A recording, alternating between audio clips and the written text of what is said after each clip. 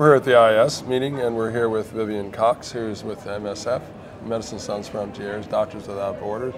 And it's an appropriate time to be talking about things with you because we're really trying to maintain a certain level of pricing around the world, and with the status quo the way it is good, but if there's changes, it upsets the apple cart. Tell us about that. Sure. Yeah, so India in particular is a country that produces the vast majority of generic medications for HIV patients. They supply MSF with over 95% of the medicines we use in our HIV projects around the world, and they supply over 60 to 70% of the generics for countries that allow importation of generics for treatment.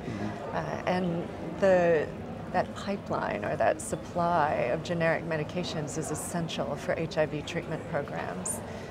India has very strict patent laws that allow for robust generic competition in the country, and that brings the prices down for medications, not only for HIV, but for cancer and hepatitis and other diseases. Which is, it's essential. So your suggestion is that they're under pressure now to change and to up the price to,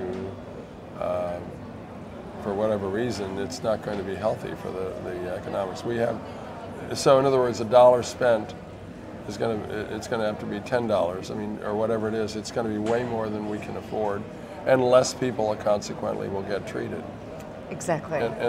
Now we're also dealing with more people needing treatment. We're dealing with higher prices in the drug manufacturers, second-line drugs, and we're also dealing with the challenges of PrEP being another drug, essentially. And we're dealing with the fact that 13 out of the 14 countries that are giving money to fund drug distribution around the world have reduced their, not flat funded, but reduced the amount of money they're giving, or that's their plan. So this is pretty meaningful and devastating, I think, for the countries that are in need, either low-income or middle-income countries, which are so desperately needing these life-saving, life-giving drugs. Exactly, and I think your point is well taken, that this doesn't just apply to low-income countries. It applies to middle-income countries as well. Some of which probably should be low-income countries as well. Right. And so either of those categories, oftentimes they don't qualify for Global Fund or GDF supplied pharmaceuticals.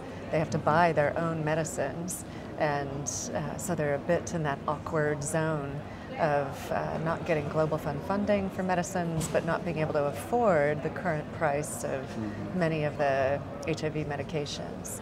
And it not only affects the existing treatment program we have now, we still have so many patients that have yet to be put on treatment. Yeah. In South Africa alone, which is the largest HIV treatment program in the world, we have 3.8 million people on treatment. But if we were to move to test and treat, meaning everybody gets tablets regardless of their CD4. Which of course would start to end the epidemic. It would improve the new infection rate. Right. Because right now, I talked with 3 health ministers, and all of them seem to be kind of okay with it. They feel like they're moving ahead, which is true. But it seems like we could, if we said, look, end this doggone thing, and let's just give everybody, really test and treat. Right. I mean, really test and treat everyone. Right. Get the president of the country to test the way we did in our country, and make it a normal thing. And then treat them. And then on treatment is prevention. So how can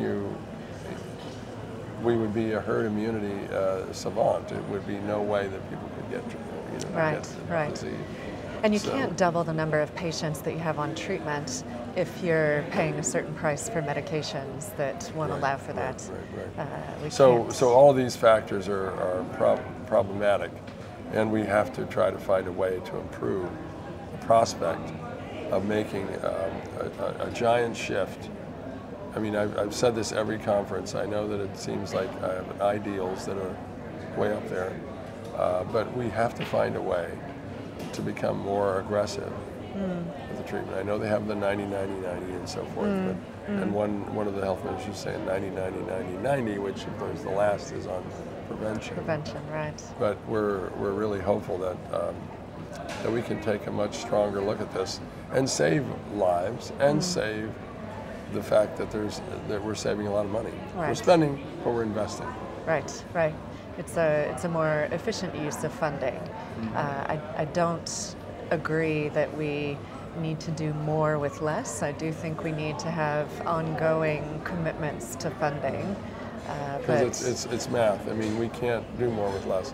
We have to get the money to pay for the drugs that are necessary to get people on treatment. Correct. What is your next steps? The work that you're doing, is there sign-ons or campaigns of sorts that are trying to make sure that we at least don't go backwards, slide backwards with higher prices from Cipla and other drug companies? Right. So the MSF's Access campaign has ongoing relationships with several governments, with entities like the World Health Organization, to continue to try and protect access to generic medications.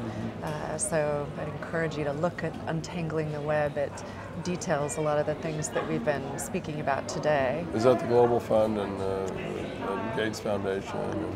No, Untangling the Web is a publication done by the Access campaign. No, I mean, who would you approach as far as being helpful in partnering?